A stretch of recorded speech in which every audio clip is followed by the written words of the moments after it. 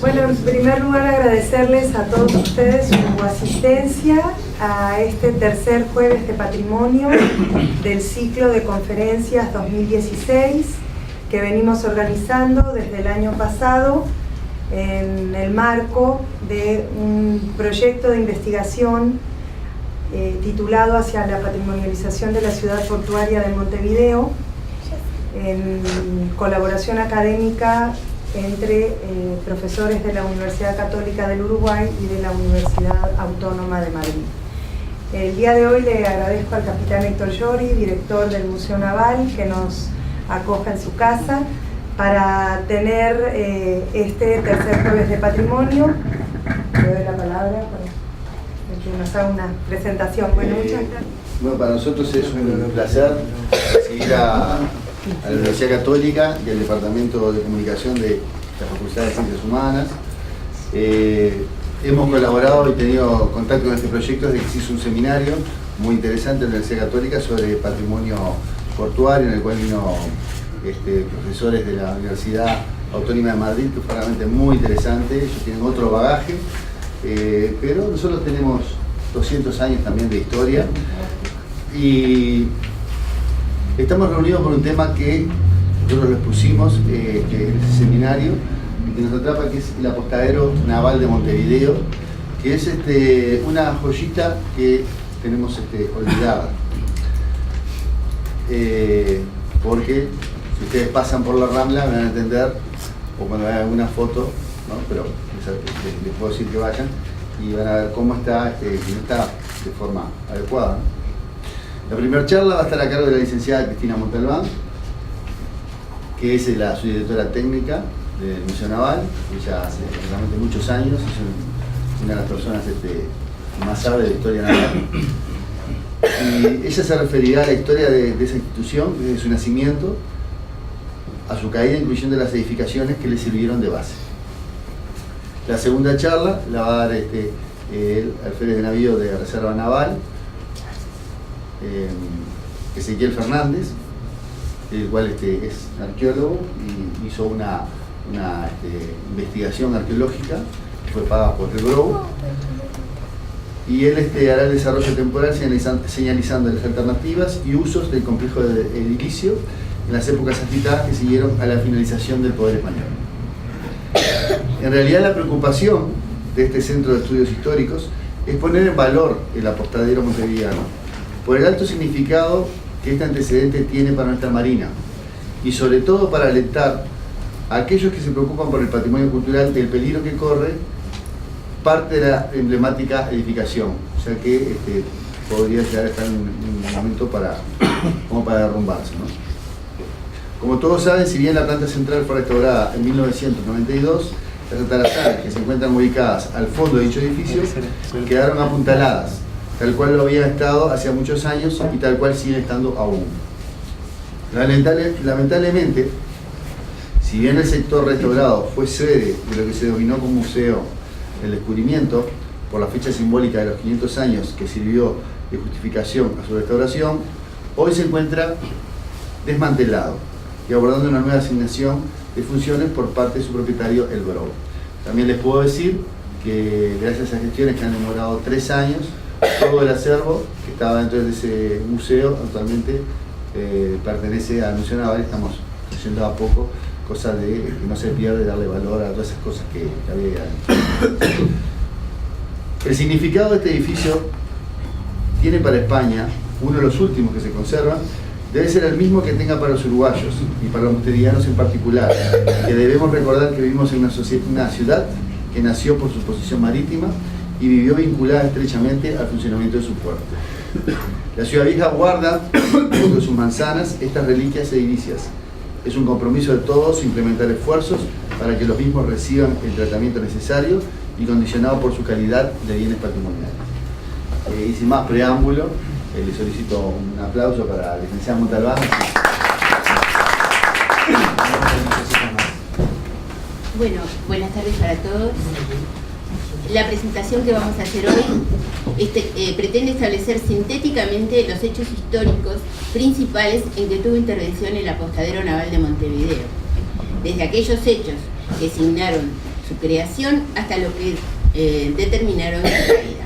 En este desarrollo vamos a incluir el complejo de edificaciones que lo albergaron en relación a sus competencias, como también las escasas noticias que localizamos sobre el uso de estas edificaciones en ese periodo. En realidad, la elección del enclave montevideano como base del apostadero estuvo avalado por las que habían encumbrado su puerto. La estratégica posición marítima, las características de su bahía, entre las que vamos a resaltar especialmente el poseer un espejo de aguas abrigado, es decir, un fondeadero seguro, y una comunicación siempre expedita hacia vía de alta mar. Tales condiciones llevaron a que, previo a su creación oficial, un suceso se estableciera, de hecho, el apostadero de Montevideo, suceso que podemos ubicar en el alerta que significó en 1766 el asentamiento inglés de Port Egmont en Malvinas. La corona española, desde años antes, preocupada por la expropiación económica que sufría por las acciones de loberos y balleneros, enfrentaba ahora el peligro inminente de la propia soberanía, resolviendo destacar en octubre de 1768 una fuerza naval al mando del general Juan Antonio de Madariaga a efectos de desalojar el citado establecimiento. Las necesidades que implicaba la llegada de una fuerza naval importante determinaron la construcción de dos grandes galpones que se utilizaron como depósito para pertrechos de dicha flota, en un terreno que había pertenecido a los jesuitas, sobre la que actualmente es la calle Zavala. Respecto a las necesidades sanitarias, se alquiló una casa en Extramuros y varias se arrendaron para vivienda de los oficiales y tripulantes. El 3 de enero de 1769, las naves de Madariaga llegaron a Montevideo, zarpando el 8 de enero hacia Malvinas. Sin haber logrado el objetivo, Madariaga regresó a Montevideo, zarpando con refuerzos en mayo de 1770, cuando logró finalmente el 10 de junio el desalojo inglés de Port Egmont. Reconocido el Plata como ambiente operativo desde el cual una escuadra pudiera cumplir con las necesidades de proteger la integridad de los dominios hispánicos, se creó el 9 de agosto de 1776 el apostadero del Atlántico Sur, un día después que una real cédula también creara el Virreinato del Río de la Plata. El apostadero tenía la responsabilidad de defender la soberanía de la corona española con jurisdicción en la Cuenca del Plata y el Atlántico Sur, incluidas las Islas Malvinas. En adelante, en esta base, dos fragatas de guerra se turnarían en efectuar la vigilancia del archipiélago, las costas patagónicas y en el resguardo del Plata, involucrando asimismo el control de la comunicación con el Pacífico y sirviendo también de base de aprovisionamiento a los buques que viajaban desde Europa con ese destino. Estas medidas procuraban evitar el contrabando, el comercio clandestino y el establecimiento de extranjeros, por lo que como parte del propósito se encaró también un plan de colonización de las costas patagónicas. De acuerdo a dicho plan, el apostadero recibió entre diciembre de 1778 y octubre de 1784 11 expediciones que trasladaron 431 familias a los establecimientos de Bahía San Julián, Bahía Sin Fondo, Florida Blanca y San José. El apostadero suministraba el aprovisionamiento de víveres a través de sus pasentistas, intervenía en las inspecciones y carena de las embarcaciones e incluso aportaba de sus almacenes los pertrechos dañados en el viaje. Paralelamente, la corona hispánica decidió también enfrentar la amenaza de Portugal, decidiendo el envío de una flota al mando de don Pedro de Ceballos, conformada por 21 naves de guerra, 96 mercantes y más de 9.000 efectivos, cuyos objetivos eran arrasar la colonia de Sacramento, que era el punto de apoyo en el Plata de ingleses y lusitanos, y ocupar la isla de Santa Catalina. En base al importante operativo, se previno al apostadero montevideano que debía facilitar las operaciones de la escuadra, preparar alojamientos y hospitales para la tropa. En cuanto al cuerpo central del apostadero, se construyó precisamente en 1776 para la citada expedición de la escuadra de Ceballos. Se trataba de un edificio de mampostería, construido en paralelo a la costa, con frente hacia la ensenada del Puerto Chico, que tenía unos 60 metros de largo y contaba con 2 plantas. Por la misma época, el ingeniero Rodríguez Cardoso diseñó unas construcciones que se levantaron junto a los barracones que habían servido para apoyo de la flota de Madariaga. Las construcciones aparecían en los planos de la época señaladas como barracón o arsenal de la Marina, y también podemos encontrarlas nombradas como almacenes y galpones para pertrechos de marina. Según la descripción hecha por Pérez Castellano, el barracón, a la orilla del puerto y al lado de San Francisco, estaba cercado 100 varas en cuadro de un muro alto de cal y piedra. Decía que allí se guardaban jarcias, velas, mástiles y otros utensilios del uso de las embarcaciones, y que a la calle tenía viviendas altas y bajas para los oficiales que estaban al cuidado del almacén y para el cuerpo de guardia que estaba a la puerta. Para ubicar mejor la manzana en que se emplazó el apostadero, lo vemos ubicado en este plano entre los límites de las calles actuales Piedras, Zavala, Solís y la Rambla 25 de agosto de 1825. Para cumplir con el requerimiento sanitario, se construyeron extramuros unos galpones de paja y madera, los que fueron arrasados por un incendio, teniendo que disponerse el traslado de los enfermos a una parte del fuerte de San José, locación que continuó utilizándose hasta 1779.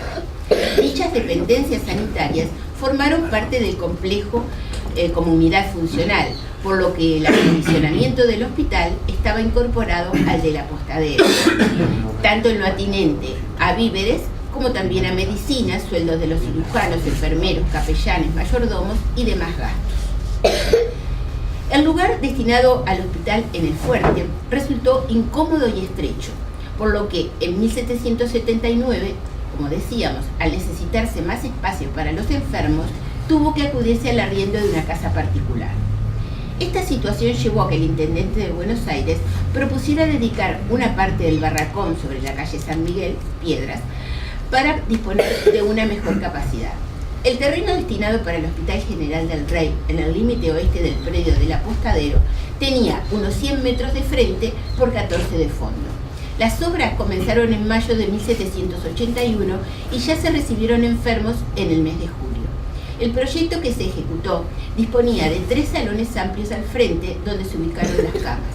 Al este, en la actual calle Solís, había 4 habitaciones con destino a ropería, despensa, practicantes y cuerpo de guardia. Al noroeste, el cuarto del capellán. Al suroeste, la botica y cuarto de éticos, teniendo en medio la puerta de ingreso de los carros. Otra puerta estaba por la calle Piedras, en el extremo oeste de la construcción, y en el límite norte se encontraban los cuartos de servicio separados de las salas de los enfermos por un patio. Pérez Castellano describió también el hospital, diciendo que el edificio, situado a continuación del almacén de la Marina, tenía una capacidad de 100 camas, con las piezas y oficinas necesarias en que se curan los enfermos de Marina y los soldados de tierra. Es obra sencilla, agregaba, pero bien hecha de cal y canto. El médico mayor Dr. Miguel Gorman, en 1790, destacaba lo imprescindible del hospital, porque Montevideo, decía, era el principal puerto de arribada y llave del Río de la Plata, donde de continuo había mucha tropa de mar y tierra, y donde llegaban muchas naves del rey en que venían numerosos enfermos, especialmente de escorbuto. Como misión importante en esta primera etapa de la vida del flamante apostadero, debemos destacar la toma de posesión de las islas portuguesas de Annobón y Fernando Po, entregadas por Portugal según las cláusulas del Tratado de San Ildefonso de 1777. Dichas islas se incluyeron en la jurisdicción del apostadero y la expedición que las recibiría partió desde Montevideo el 17 de abril de 1778. Con respecto al cumplimiento de las responsabilidades, el apostadero continuó ejerciendo la vigilancia de las altas latitudes del Atlántico, aunque es necesario decir que era imposible impedir la presencia de los buques, especialmente ingleses y americanos, dedicados a la caza de focas y ballenas. En lo que refiere a la defensa del Plata, sus fuerzas navales mantuvieron una intensa actividad, especialmente para control de los ingleses, que representaron invariablemente una presencia amenazante.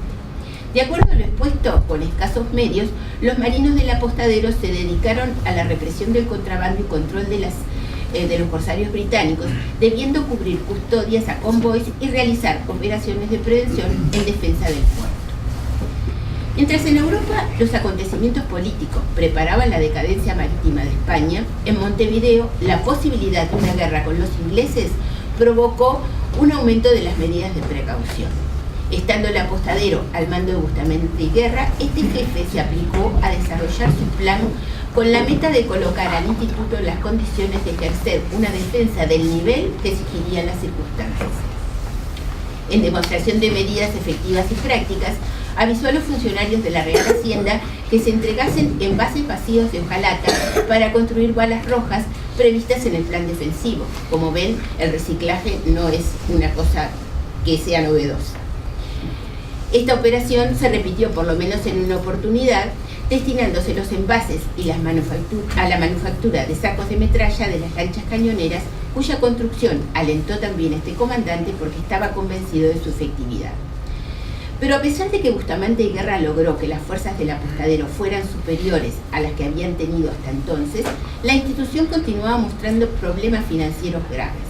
Y en 1802, el citado comandante comunicaba que apenas existían recursos para alistar una de las fragatas que debía regresar a España y pedía que se le adelantase lo necesario para pagar sueldos, comprar víveres y alistar naves. Cuando Bustamante y Guerra, relevado ya de su cargo, se trasladaba de vuelta a España, se embarcó el 9 de agosto de 1804 en un convoy conformado por las fragatas Clara, Mercedes, Fama y Medea, donde se transportaban importantes caudales de los virreinatos de Lima, del Río de la Plata y además valores y mercancías de los comerciantes de la Plaza Montevideana. El 5 de octubre de 1804, ese convoy fue atacado frente al Cabo de Santa María por una fuerza británica. El resultado fue el detonante que rompió la paz de Amiens y marcó el inicio de una nueva contienda entre España e Inglaterra. En respuesta a la autorización del corso que Inglaterra había librado contra las naves hispánicas, el apostadero habilitó esta práctica que involucró a numerosos armadores montevideanos, quienes habían perdido una fortuna entre caudales y mercaderías en el asalto que hemos mencionado. Al tiempo que se desarrollaban estas operaciones de corso particulares, donde se registraron campañas muy exitosas preferentemente en las costas de África, desde España se exigió al apostadero las mayores providencias para la defensa, a la vez que se dejaban claro la imposibilidad de cooperar con ningún tipo de socorro. En el comando de Pascual Ruiz Huidobro, que unía en su cargo el de gobernador y comandante del apostadero, los recursos del instituto continuaron siendo totalmente insuficientes y ni siquiera cubrían reparaciones mínimas como las solicitadas por el citado jefe para el arreglo de ventanas, puertas, vidrios y pintura en el hospital. Pero ante la advertencia de la corona, se realizaron esfuerzos para cubrir las necesidades básicas determinadas por la Junta de Marina, comprándose entonces 4 buses de A-12 y disponiéndose cruceros para vigilancia y protección del tráfico marítimo.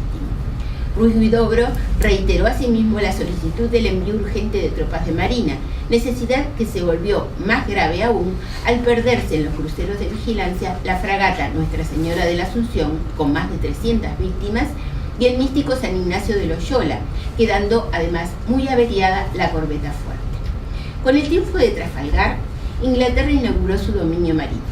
Su flota conquistaba la colonia del Cabo, en tanto se advertía que naves de su bandera recorrían las aguas del Río de la Plata, sondaban, hacían reconocimiento de las defensas y hasta se atrevían a ejercitar el corso. No tardó Inglaterra en retomar su viejo proyecto de dominio de la región del Plata, y así una fuerza de invasión compuesta por navíos y fragatas con un poderío de más de 250 cañones fue avistada tempranamente y confirmado su avance con posterioridad por el vigía de Maldonado. Como comandante del apostadero, Ruiz Huidobro era totalmente consciente que las fuerzas de su mando, escasas, mal equipadas y peor tripuladas, no podrían siquiera intentar una operación para cortar el paso de la escuadra enemiga, impidiéndole el desembarcar y desarrollar su capacidad operativa. Sin embargo, en contradicción Con las previsiones generales en cuanto al destino de la flota inglesa, la misma tomó rumbo hacia la capital del virreinato.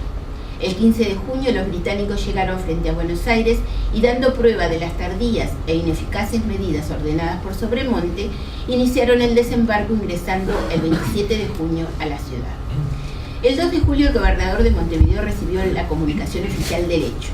Desde ese momento las medidas se dividieron. Las prioritarias fueron las encausadas a la reconquista de la capital, orquestándose en forma secundaria aquellas preventivas para la propia seguridad de Montevideo. Desde la jerarquía de sus cargos, don Pascual Ruiz Huidobro aprestó los efectivos encauzando las iniciativas de sus subordinados responsables del plan de ataque. Convocó las milicias voluntarias, estableció una escuela de artillería y alentó las colectas que reunieron importantes donativos en metálico y elementos que iban desde caballos, bueyes, carretas y buques hasta esclavos para servir en las tropas o en la marinería. Una junta de guerra resolvió dejar en la ciudad parte de los efectivos y naves e incluso decidió que Ruiz Huidobro permaneciera en Montevideo, dejando la conducción de las fuerzas en manos de Liniers. La operación dio prueba de la profesionalidad de los marinos y anímicamente estuvo cargada de resabios por el ataque a las fragatas en Santa María y la derrota de Trafalgar. Puede decirse además que el desempeño fue fundamental en lo que atuvo el transporte del ejército reconquistador a través del Plata Superior, fundado en el uso de las lanchas artilladas que se habían construido a instancias de Bustamante y Guerra. Las mismas probaron ser totalmente apropiadas a las características hidrográficas del Plata, con bancos, canales y escasa profundidad. El 12 de agosto, finalmente, podemos decir que Buenos Aires fue reconquistada. Los ingleses rindieron sus armas y banderas mientras el pabellón español volvía a enarbolarse en el mástil de la fortaleza. Luego de la exitosa reconquista, nos encontramos con que, a pesar de haber sido expulsados de la capital, la escuadra inglesa continuó en el Plata. Bloqueó la ciudad de Montevideo, apresando las naves españolas que se acercaban al punto y deteniendo a los neutrales. Con los refuerzos recibidos y tras la toma de Maldonado, Montevideo se dispuso a resistir. Con la falta de un poderío naval adecuado para evitar el desembarco de los invasores, sin una rápida respuesta a los auxilios pedidos a Buenos Aires, en franca desventaja en cuanto a recursos humanos y materiales, Montevideo estaba condenada. El 1 de febrero llegó desde Colonia el brigadier Arce con 450 hombres, anunciando que estaban en camino otros 3.000 efectivos al mando de Liniers. Llegada esta información a oídos ingleses, Osmuti decidió apurar el trámite, iniciándose el asalto en la madrugada del 3 de febrero. Así se conquistó Montevideo, el puerto principal en el Plata, triunfo que constituyó un logro honorífico para todas las unidades que tomaron parte en él y cuya caída parecía concretar definitivamente el acariciado proyecto político mercantil británico. En esa instancia, durante la ocupación británica desde febrero a septiembre de 1807, en que se logró la evacuación de los invasores, las instalaciones del apostadero sirvieron como sede del comando de la flota británica y alojamiento para oficiales y marinos. La época que debemos considerar a continuación tuvo como marco el caos político-militar que provocó en la península la invasión napoleónica. Los eventos sucesivos, las abdicaciones de Bayona y los artilugios para encumbrar en el trono a José Bonaparte, la prisión de Fernando VII, la reacción popular con la instauración de la Junta, seguidas por el Consejo de Regencia, desataron la guerra en España, que fue acompasada evidentemente de una severa inestabilidad de la estructura de poder. En América, las noticias tardías y en ocasiones manipuladas crearon un clima de alerta e incertidumbre, que en Montevideo, puerto estratégico y base del apostadero del Atlántico Sur, se patentizó en una efectiva y férrea defensa de la monarquía y de la integridad del imperio ultramarino. Como nunca desde su nacimiento, el apostadero demostró una incidencia marcada en apoyo a las alternativas políticas peninsulares.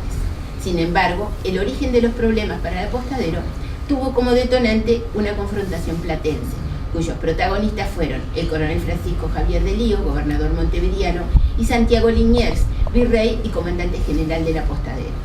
La tensión en las relaciones de los dos personajes que estamos nombrando surgió sobre todo por la desconfianza que inspiraba en Lío el origen francés de su superior. En base a las acusaciones infundadas y a la desobediencia del gobernador, Liniers decidió sustituirlo. pero Elío obtuvo el apoyo de algunos militares y de un grupo numeroso de pobladores que, en un cabildo abierto, decidieron la instalación de una junta interina.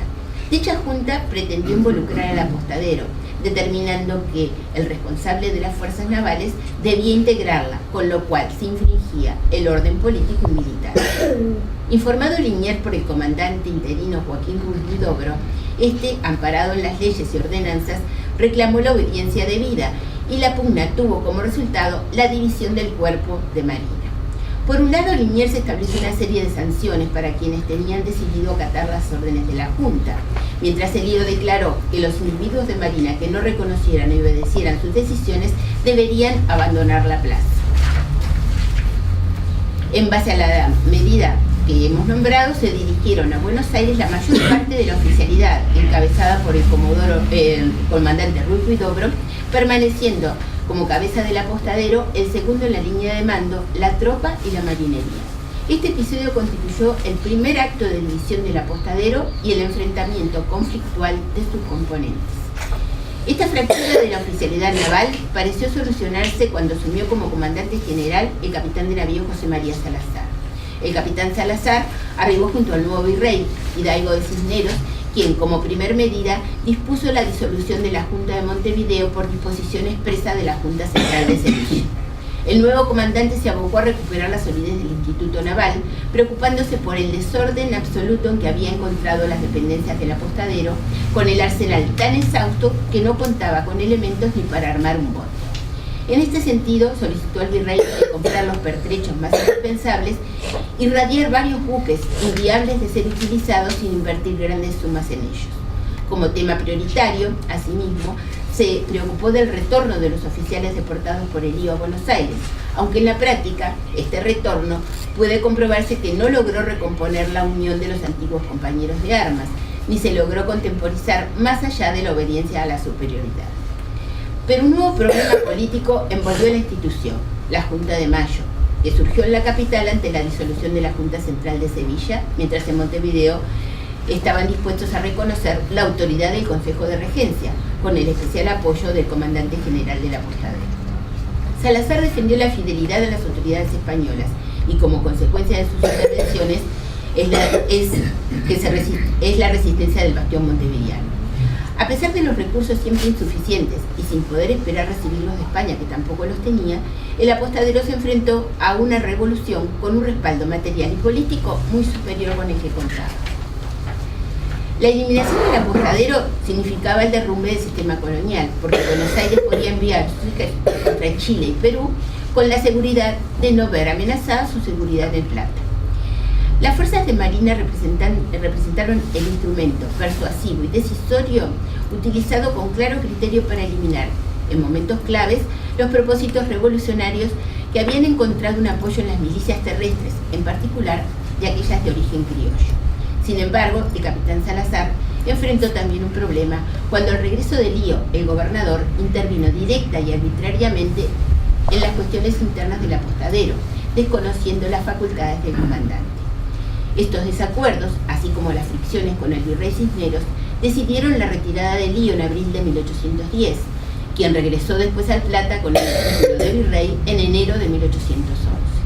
El 12 de febrero de 1811, un mes después, le declaró la guerra a la Junta bonaerense. Las intromisiones de Elío, ahora con otras potestades, redoblaron las quejas del comandante del apostadero por la desorganización que ocasionaba en el cuerpo de marina el tener, desde el arribo del virrey, decía Salazar, dos cabezas heterogéneas.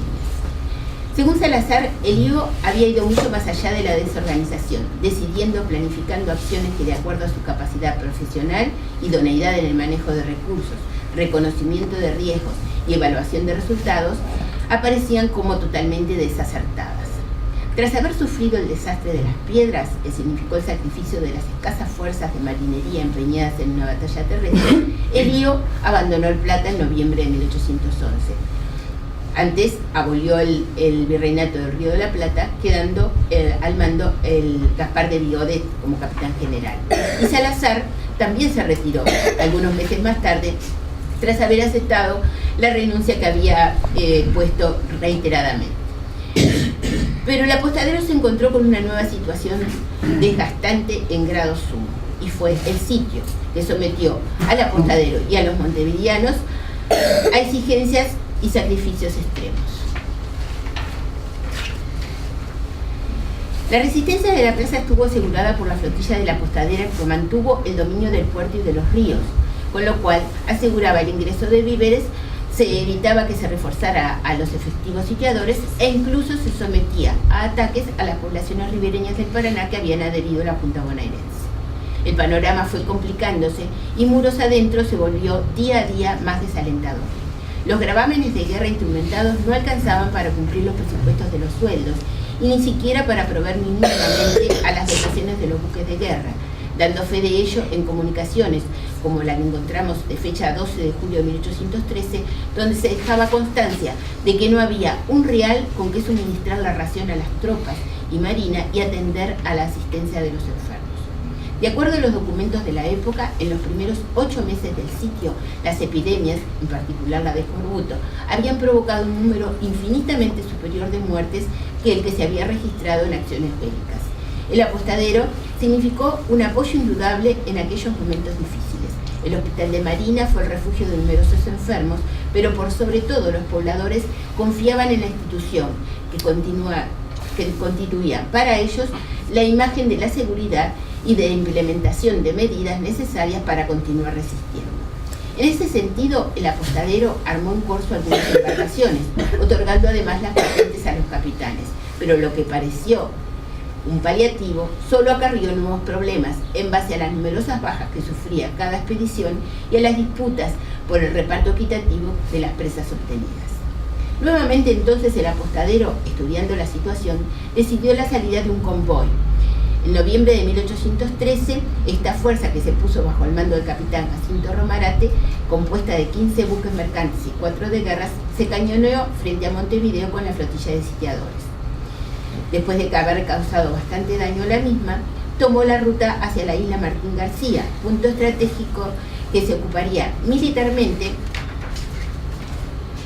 para mantener libre la comunicación de los ríos, así como también para proveerse de agua y víveres frescos, cuya carencia era la principal causa de las epidemias. La misión se concretó exitosamente en un nuevo ejemplo para autoridades y población en general de que las fuerzas de marina eran fundamentales para mantener a la plaza y que las mismas continuaban predominando y manteniendo ventaja en el dominio de las aguas. Pero esa importancia de contar con una escuadra organizada no había pasado desapercibido para el gobierno bonaerense, convenciendo a las autoridades de que la manera de acabar con la resistencia de Montevideo era destruyendo las fuerzas de su apostadero. Cuando Buenos Aires armó una flota de considerable poderío bélico al mando de un marino experiente como Brown, podemos decir que surgió la razón fundamental que provocó el derrumbe del apostadero. Evidentemente colaboraron en el resultado otras razones, entre las cuales debemos resaltar la conducta seguida por la propia oficialidad del apostadero, que no siempre respondió en la forma esperada ante una situación tan dramática y coyuntural como la que se estaba enfrentando. Un estudio nos muestra como ejemplo las acciones del capitán Jacinto Romarate, categorizado como el mejor oficial con que se contaba el apostadero en ese entonces, quien demostró su empuje, visión táctica y profesionalidad en la toma de Martín García y también en la victoria de Arroyo de la China, donde peleó con escasos recursos, y también en esa espera sin éxito del envío urgente de refuerzos que, de haber tenido respuesta, hubieran posibilitado su ataque anticipado a los buques porteños, eliminando el peligro potencial antes que culminaran los aprestos. Por otro lado, tenemos al capitán de navío José Primo de Rivera, encargado de una fuerza de 6 buques que debían auxiliar a Romarate. Primo de Rivera regresó a pocos días de su partida con la única acción positiva de haberle enviado la lancha de la corbeta Paloma con pólvora y cartuchos, reabastecimiento que, como se apuntó anteriormente, permitió la victoria de las fuerzas de Romarate en el combate de Arroyo de la China. Su excusa de haber regresado a buscar refuerzos en base al informe de una fragata inglesa sobre el poderío de la fuerza bonaerense se tradujo ante todos como la intención de evitar toda posibilidad de un encuentro con las naves de Brown. Cuando las fuerzas bonaerenses cerraron el círculo de sitio con el bloqueo naval, el efecto fue devastador, y en el breve lapso que va desde fines de abril a principios de mayo, la captura de mercantes y naves de cabotaje llevó a la carencia total de provisiones, provocando el desánimo, la desesperación y finalmente, ante la falta de reacción de un instituto que en otras épocas había sido ejemplo de temple y arrojo, se hicieron patentes la disconformidad de las autoridades y de la población, mientras las tropas de tierra, relegadas por años, aprovechaban la oportunidad para acrecentar las críticas al cuerpo de marina. En un marco donde recrudecieron las epidemias y donde las granadas caían en la noche dentro del recinto, finalmente se resolvió que se artillasen todas las naves en condiciones, formando una escuadra que debía enfrentar a la fuerza sitiadora, la cual se puso al mando de capitán de navío Primo de Rivera. Cuando se estaban preparando ya los buques, Primo de Rivera se enfermó de flujos de sangre. Probablemente el oficial sufría de úlcera y también, como sugieren algunos investigadores, su mal acompasaba lo psíquico con lo físico. Tomó entonces el mando de la escuadra el comandante general de Marina Miguel de la Sierra, cuyo empuje anímico no era mucho mayor que el de Primo de Rivera. Abrumado por la responsabilidad que debía asumir en tan difíciles circunstancias, de la Sierra no aparecía como el más indicado para una misión que requería no solo de coraje y de valor, sino también de un empuje carismático que contagiase a sus subordinados. Una pauta clara del ánimo con que encaraba la misión de la Sierra la constituyó el haber enarbolado su insignia en el barco más veloz, el Hiena, en lugar de hacerlo en la corbeta Mercurio, la nave más poderosa que sostendría el mayor peso de las acciones. Y en confirmación de lo sospechado, en medio del combate, el Hiena se desprendió de las fuerzas. El andar del buque permitió que tomara distancia rápidamente, dejando sin comando a la escuadra, el cual tuvo que asumir el capitán de fragata, José de Posada, segundo en el mando. El Hiena logró regresar a puerto, tratando de justificar su vida por el arrastre de las corrientes, y jueces benignos, dicen los historiadores, salvaron posteriormente el honor administrativo del capitán de la Sierra. La derrota de la escuadra del Apostadero constituyó un golpe moral, anímico y material. La población montevideana estaba desolada, las tropas indignadas, y en medio del desaliento general, los agravios cayeron sobre la fuerza naval.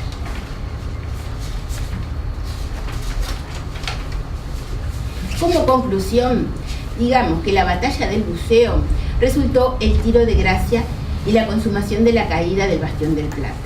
Creado con expectativas que no coincidieron nunca con los recursos que les eran asignados, el Apostadero tuvo sus momentos de luces y sombras, pero los logros estuvieron en amplio porcentaje unidos a las personalidades de los jefes de turno.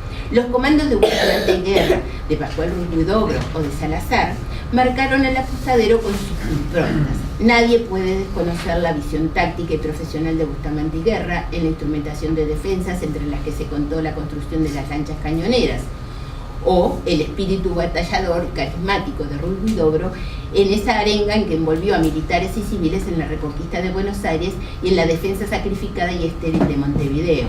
Nadie puede desconocer el empuje de Salazar y el fortalecimiento anímico y moral que significó su comando para el cuerpo de marina.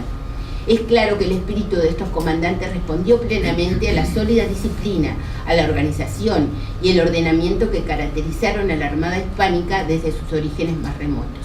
No obstante, las alternativas pusieron a prueba el cuerpo de marina y el instituto, que sobrevivió duras pruebas desde los ajustados recursos que marcaron su historia a los momentos de anarquía, mostró su desgaste justamente cuando se hizo más exigente la presión generalizada en espera de soluciones que acostumbradamente brindaban las fuerzas navales.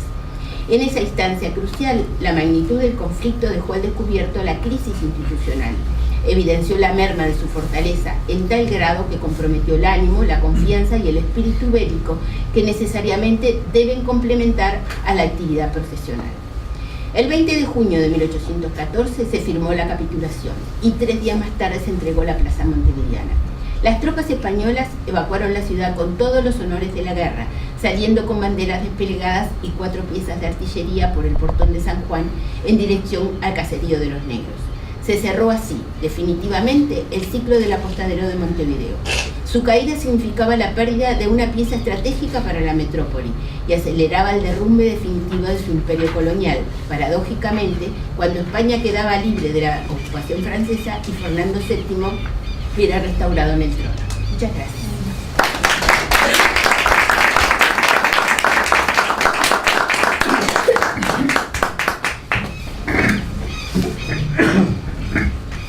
Bueno, buenas tardes a todos. todos. Luego de la batalla de Buceo, el apostadero naval como institución desaparece, pero sus edificaciones continúan prestando servicio. Con el ingreso de Alvear a Montevideo, se envía a Buenos Aires las insignias españolas como trofeos de guerra, se incautan toda la artillería, municiones y fusiles, exigiendo además que se le entregaran las armas de los vecinos. Los buques del apostadero naval quedaron en manos de los bonaerenses, siendo utilizados contra el sistema federal, especialmente en la búsqueda de controlar la vía del Paraná. En lo referido a la infraestructura edilicia del complejo del apostadero, podemos decir que las mismas fueron reutilizadas por distintos regímenes políticos que se asentaron en Montevideo. Por la ubicación de los edificios, los mismos estuvieron principalmente vinculados a los temas marítimos, aduaneros, administrativos, funciones que fueron prolongando la vida útil de algunas construcciones, mientras que se postergaban aquellos espacios que no compasaban las necesidades. Durante el periodo en que Montevideo estuvo bajo el control del directorio de las Provincias Unidas, la responsabilidad del barracón de Marina recayó en la capitanía del puerto. Bernardo Bonavía, que desempeñaba simultáneamente los cargos de capitán del puerto y comandante del apostadero, declaraba en un documento haber planificado las actividades, entre las que se contemplaba la actuación de un guarda-almacén que se haría cargo de los enseres del citado barracón. En lo que respecta al Hospital de Marina, los efectivos de Buenos Aires resolvieron traspasar su gestión a la Hermandad de Caridad, determinando la atención de todos los enfermos del Ejército y la Marina por el pago de 4 reales diarios, que serían abonados por la caja provincial. Al establecerse en Montevideo el gobierno artiguista, el edificio del ex apostadero sirvió de asiento de la Capitanía de Puerto y Comandancia de Marina. El rol desempeñado por estas dependencias estuvo vinculado a los servicios, controles y regulaciones portuarias, inventarios, reparaciones, control de cargas y descargas, aprovisionamiento de víveres, suministros de licencias, nombramientos de tripulación y control de fianzas, y también apoyo a la flota mercante fluvial. Las dependencias se utilizaron asimismo para servir de depósito, tanto las de mercaderías importadas como de aquellas confiscadas a los enemigos, y para las reparaciones de embarcaciones que conformaban la flota artiguista, las cuales presentaban un importante desgaste ocasionado por el uso anterior a su incautación. Las unidades eran atendidas entonces en Montevideo, que constaban con una infraestructura y maestranza adecuada, así como un almacén, el barracón de Marina, que podía proveer los pertrechos necesarios. Se ha ubicado en este periodo una nota de José María Ro, enviada al Cabildo de Montevideo con fecha 16 de agosto de 1815, donde el suscripto argumentaba los motivos por los cuales sería conveniente asignar un espacio a la aduana en las instalaciones del barracón de Marina. Con la misma fecha, el Cabildo de Montevideo le contestó al administrador de aduana que aprobaba su resolución de traslado, pero esta idea finalmente no tuvo andamiento debido al mal estado en que se encontraban las instalaciones del citado barracón, decidiéndose entonces instalar la aduana en el antiguo local que había servido para tales fines durante el periodo español, en la actual esquina de Piedras e Ituzaingó. A mediados de agosto de 1816 se produce la invasión portuguesa por el denominado Ejército Pacificador de la provincia oriental. Bajo las órdenes del general Carlos Federico Lector, a pesar de las resistencias desplegadas por las tropas artiguistas, las fuerzas invasoras fueron avanzando en el territorio oriental. La derrota de Rivera en la batalla de India Muerta signó la caída de Montevideo, donde Lector ingresó el 20 de enero de 1817. En tiempos de la dominación luso-brasileña, los edificios del ex apostadero montevideano continuaron albergando la Comandancia de Marina y Capitanía de Puerto. En carta de Federico Lector al conde de Barca, fechada el 28 de febrero de 1817, se alude a los pertrechos que se tomaron al ocupar la plaza montevideana, entre ellos los del Arsenal de Marina, de los que no había dado cuenta por no tener hecho aún los inventarios. Refería además el estado de deterioro en que se encontraba este y otros edificios.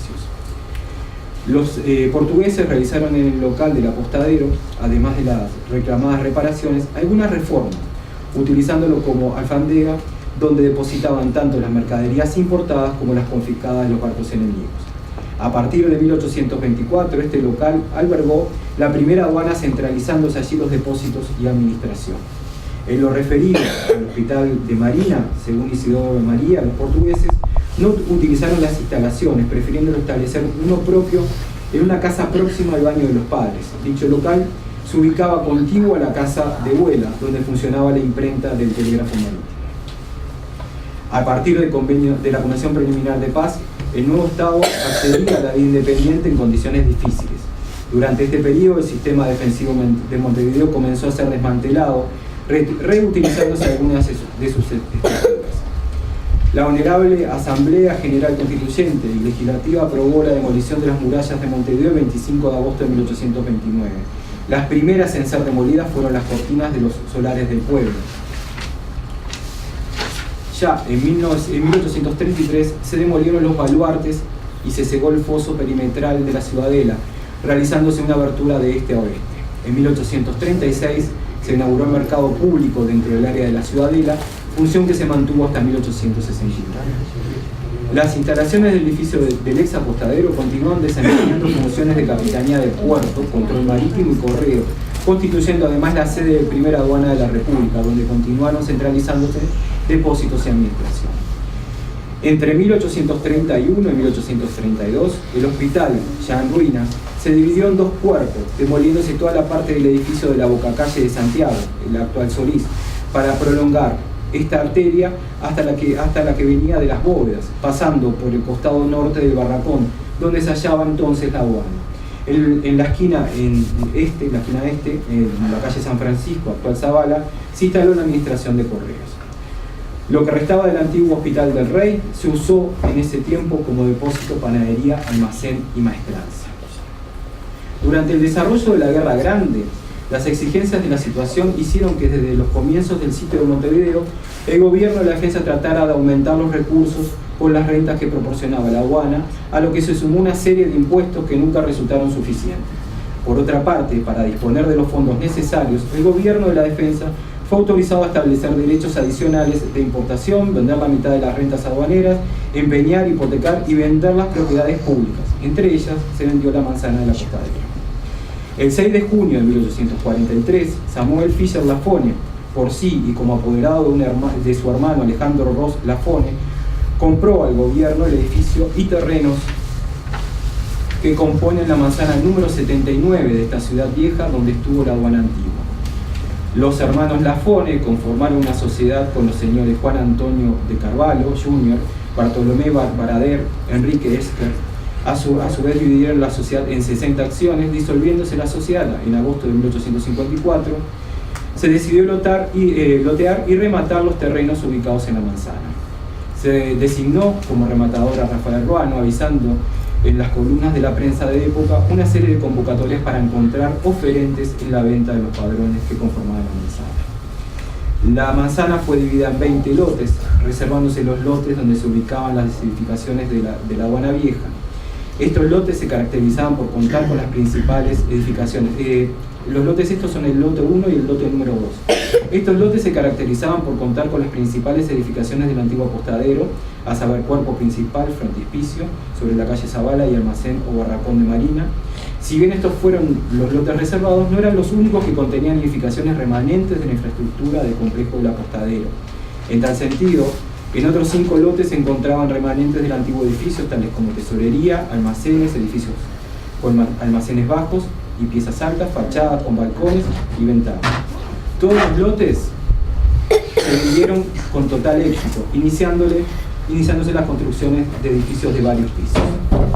Por otra parte, hacia 1867, el ingeniero Juan Capurro elaboró un catastro que contenía 350 planos. El plano referido a la manzana del apostadero es el plano número 79. Refleja con alto grado de detalle el parcelamiento de la manzana, edificaciones existentes, fachadas y tipo de construcción. Ahí podemos ver los perfiles de las distintas calles que conformaban la manzana del apostadero. Desde las últimas décadas del siglo XIX hasta 1930, el panorama de la manzana del apostadero naval permaneció incambiado, hasta que se construye la sede del GROW, y es a partir de ese momento que comenzaron a realizarse en esa zona modificaciones urbanísticas. En la década de los 40 se aprobó la creación de una plaza frente a la fachada posterior del banco. Décadas más tarde, el nivel de degradación de los edificios ubicados en la manzana del apostadero era tal que promovió un proceso de tuburización, declaración de finca ruinosa, expropiación, compra y demolición. Lo único que quedó en pie fueron las edificaciones vinculadas al predio en que se ubicó el apostadero naval y la Atarazana. En tal sentido, el 21 de agosto de 1975, a partir de la resolución 1397, se declaró monumento histórico al Barracón de Marina y Aduana Antigua de Montevideo. 9 años más tarde, una resolución con fecha 3 de julio de 1984 declaró monumento histórico a la manzana comprendida entre las calles Solís, Piedras, Zavala y Rambla 25 de agosto de 1825. En la década de los 80 y dentro del marco de las actividades vinculadas al quinto centenario del descubrimiento de América y con fondos españoles, se inició la restauración de las instalaciones del ex apostadero naval de Atarazana. Hacia 1992 se inauguró en dichas dependencias el Museo del Descubrimiento. Debemos señalar que en las Atarazanas solamente se ejecutó el apuntalamiento de techos y mampostería, apuntalamiento que hasta el día de hoy es el que continúa teniendo. En marzo de 1998, la Intendencia de Montevideo enajenó en favor del Banco República 5 predios ubicados en las manzanas del ex apostadero. El único predio que no estaba bajo la órbita del GROW era la sede del Museo del Descubrimiento, que pertenecía al Ministerio de Educación y Cultura. A modo de epílogo, señalaremos cuál es la situación actual del predio del ex apostadero naval de Montevideo. A comienzos del año 2000, se produjo el cierre del Museo del Descubrimiento. En enero del 2007, el GROW adquirió el padrón donde se ubicaba el ex Museo del Descubrimiento y la Atarazana. Durante la gestión del economista Fernando Caloia como presidente del GROW, se planificó la construcción de un mega edificio como sede de la institución bancaria, la manzana comprendida entre Zavala, Piedras, Solís y Rambla 25 de agosto. En el año 2009 se llamó a concurso para que se denominó Anteproyecto Arquitectónico Edificio Ciudad Vieja del GROW, resultando ganador el trabajo presentado por los arquitectos Batista Cerenza y Horacio Flora. Según el trabajo seleccionado, un sector del nuevo edificio del GROW se dedicaría a un centro cultural dentro del cual se dejarían encapsuladas las edificaciones patrimoniales correspondientes al ex Museo del Descubrimiento y a la Atarazana. En mayo del 2013, el presidente de la República, José Mujica, frenó la construcción del nuevo edificio del GROW. Anteriormente, en el año 2012, con motivo de la realización de la final de la Escuela del Sur, organizada por el Banco República, las instalaciones del ex Museo del Descubrimiento fueron utilizadas para el montaje de dicha exposición. Como consecuencia, se desmanteló y dispersó el acervo de la exposición permanente del Museo del Descubrimiento. A partir de gestiones realizadas por el Museo Naval, se ha logrado que el Museo Histórico Nacional, Historia del Acervo, se diera en carácter de préstamo al CEDIS Museo Naval los objetos que integraban la muestra permanente del Museo del Descubrimiento. Actualmente, el edificio es gestionado por la Fundación Banco República, planificando establecer su sede en el local del ex Museo del Descubrimiento.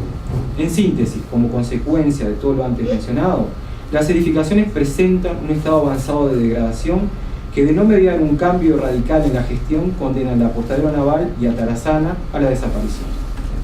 Gracias.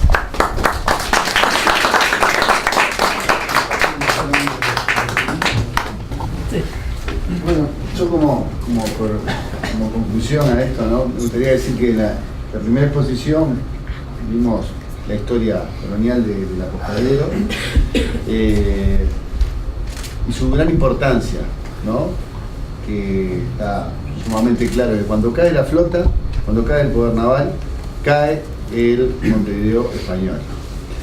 Esa importancia histórica también se traslada a lo que son esos edificios, ¿no? En la segunda exposición que hizo Fernández, se vio el uso de todos esos edificios, el uso o el mal uso que tuvo, ustedes vieron en el estado de llegar a estar esos edificios. Él no mencionó, pero él hizo un libro, se me había dicho que lo pusiera por modestia, ahí con un grupo de arquitectas que ahora están, y arqueólogos que están en la Comisión del Patrimonio. Estuvo, ¿cuánto? ¿Un año? ¿Un año y medio haciendo una excavación ahí, en el cual se encontraron una cantidad de cosas. Y nosotros estamos haciendo gestiones, ¿no? Y se hizo gestiones para ese edificio emblemático vuelva a la Armada Nacional con apoyo económico del Buró. Ese ha sido una de las grandes preocupaciones del Museo Naval, poner en valor el apostadero por el alto significado que tiene y sobre todo alertar a todos los que se preocupan por el patrimonio cultural del peligro que corre esta emblemática edificación. Esta me parece que sí es una forma muy clara de hacer visible lo invisible y de poner en valor nuestro patrimonio portuario. Y bueno, ustedes ven cómo está. Yo cuando llegué a los españoles, casi que me pidieron un pedazo de vidrio para cortarse las venas, no podían creer que estuviera así. Y hay otro edificio más, que también es muy histórico, que en otro momento haremos una exposición, que es la ex Escuela Naval, la ex Carlos Neri, donde estuvo uno de los primeros entrenamientos militares en Uruguay, y que también hemos empezado a hacer gestiones para ver si se puede hacer puesta en valor. Está en un lugar en Guruyú, donde está la cochera Sarandí. Está aplicado a la batería San José. Luego está absolutamente abandonado, los fondos están con agua. Bueno, esperemos que sigamos haciendo visible lo invisible. Bueno, le agradezco al capitán Chabanó y a María Javitzer por tener la presentación tuya, a toda la Universidad Católica, y quería darte un pequeño diploma del Museo Naval. Gracias, capitán. En recuerdo. Muchas gracias, muy amable.